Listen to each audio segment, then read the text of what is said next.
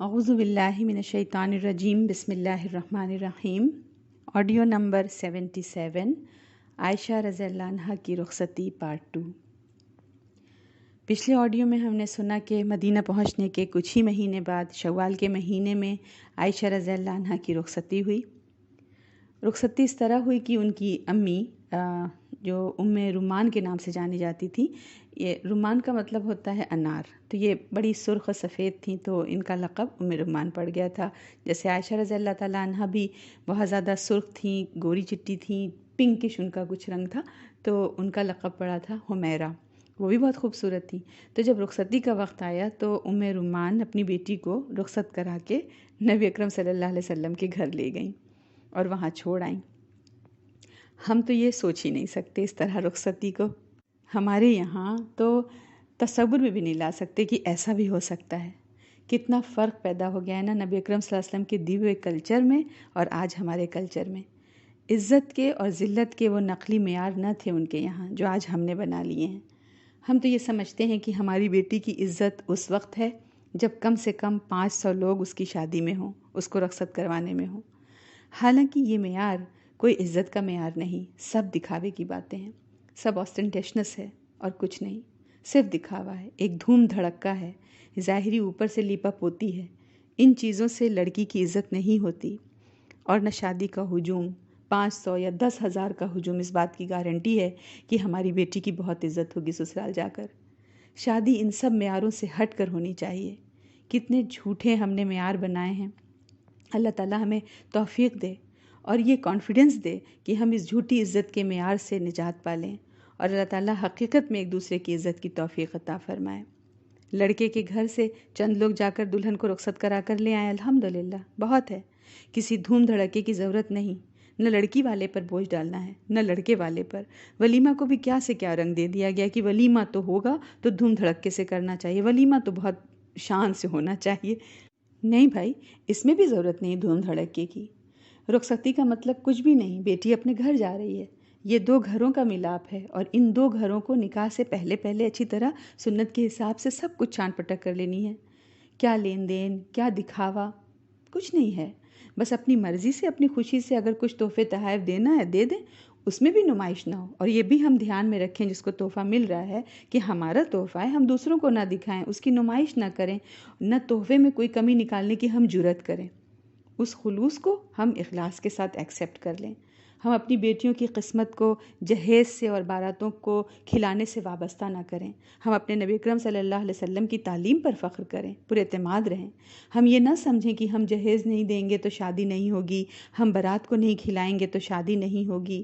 نہیں، صرف اللہ پر بھروسہ کیجئے، سنت کے حساب سے چلتے جائیے۔ یہ ہے ہمارے کرنے کا کام۔ یہ ہیں وہ سنتیں جو کہ ہمارے یہاں سمجھیں بالکل مردہ ہو گئی ہیں، ان کو زندہ کرنے کی ضرورت ہے۔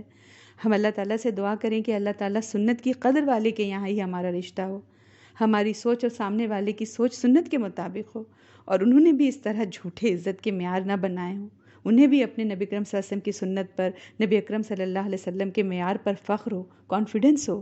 کچھ لوگ چلے جائیں، اب بہت کم کرنے کی بھی ضرورت نہیں کہ بس دولہا اور ایک آدھ لوگ ہی جائیں گے بارات میں اور دلہن لے کے آئیں گے۔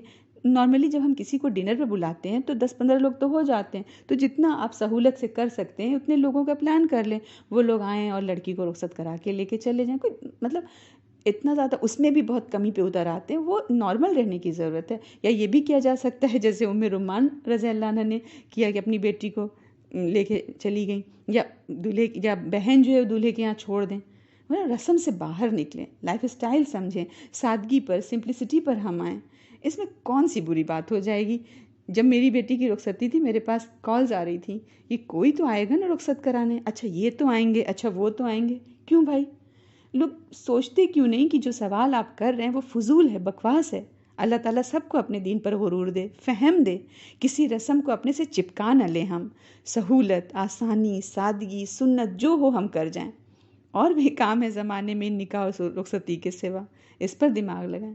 رخصتی میں مائیں رو رہی ہیں، بہنیں رو رہی ہیں، بے حال ہو رہی ہیں، ہچکیاں لے رو رہی ہیں، کیا ضرورت ہے؟ ساتھ ہی چلی جائیں جیسے رومان رضی اللہ تعالیٰ عنہ گئی تھی، ایک ہی گاڑی میں بیٹھ جائیں، اپنی بیٹی کے ساتھ چلی جائیں بجائے رونے دھونے کے، اپنی بیٹی کا میک اپ خراب کرنے کے، ہنسی خوشی اس کو رخصت کریں۔